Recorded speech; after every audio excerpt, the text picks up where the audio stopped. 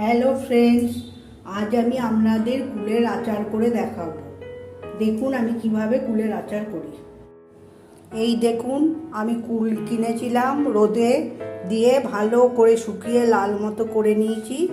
আর নিয়েছি গুড়।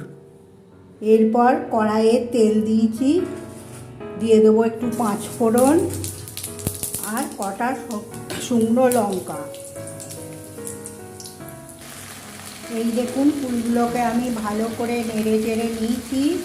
এখন আমি একটু হলুদ গুঁড়ো দিয়ে দিলাম।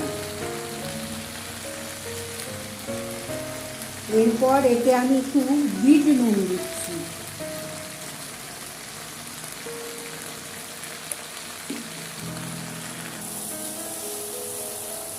এখন আমি একটু লঙ্কা গুঁড়ো আর গুড়টা দিয়ে দিলাম, দিয়ে এবার ভালো করে নেড়ে চেড়ে মিশিয়ে নেব।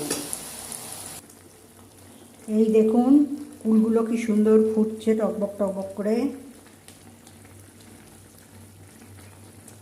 দারুণ দেখতে লাগবে। এই দেখুন, আমার আচার প্রায় রেডির মুখে।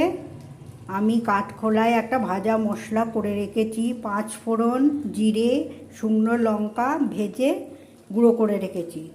সেই মশলাটা এবার দিয়ে দেবো, তাহলে আমার আচার রেডি। গুড আফটারনুন ফ্রেন্ডস, আমার আচার কেমন হয়েছে বলবেন।